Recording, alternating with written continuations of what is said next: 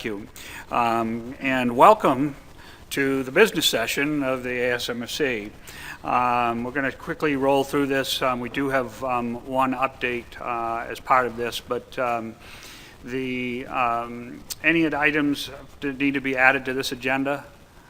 Seeing none, we need to approve the proceedings from the October 2019 meeting.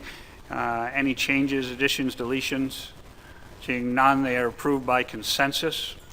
Anybody from the public here that would like to comment on? Seeing none, we do not need to consider non-compliance findings.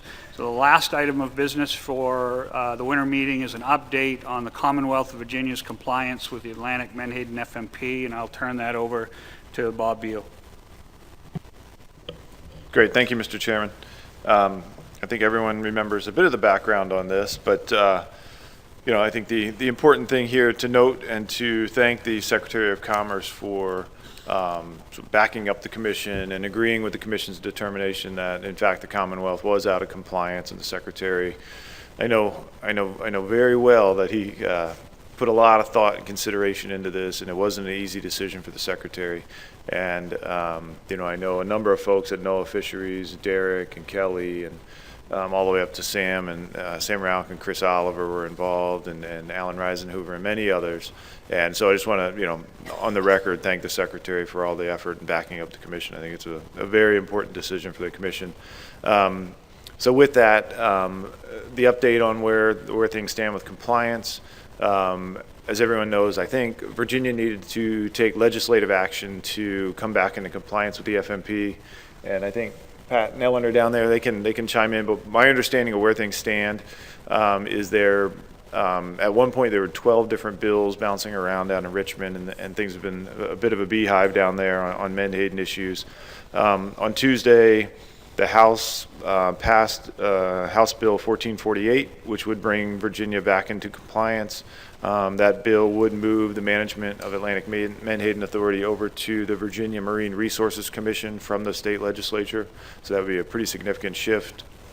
A comparable bill, which is Senate Bill 791, passed the subcommittee unanimously, 14-0, on Tuesday as well. And coincidentally, that committee is chaired by Senator Monty Mason, who is our commissioner, one of our commissioners, legislative commissioner from Virginia.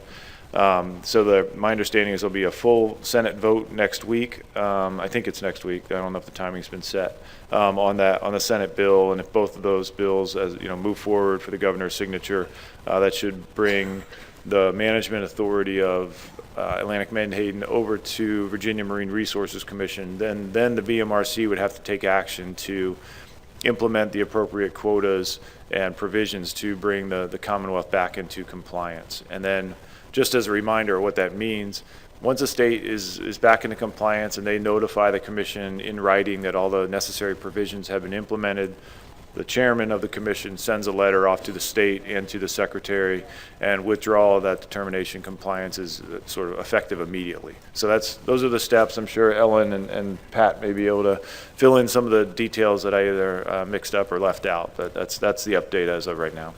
Thank you, Bob. Ellen, you want to fill in any blanks? Sure. Thank you, Mr. Chair. Bob covered most of the highlights.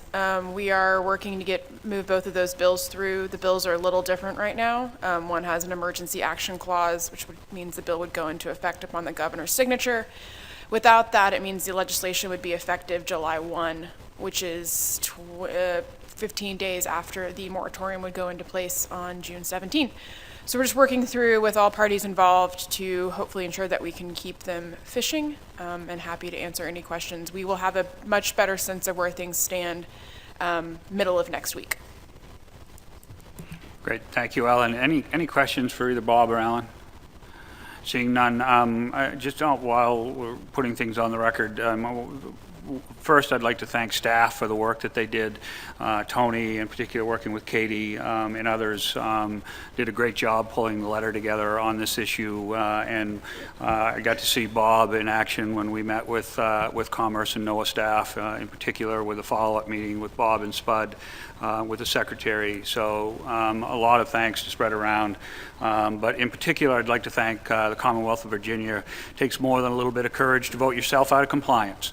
And with that, I want to make sure it's noted that it was appreciated by your fellow member states. So thank you very much. So, any other items to be brought before the business session? Seeing none, motion is ordered to adjourn the winter meeting. So moved. Thank you very much, everybody.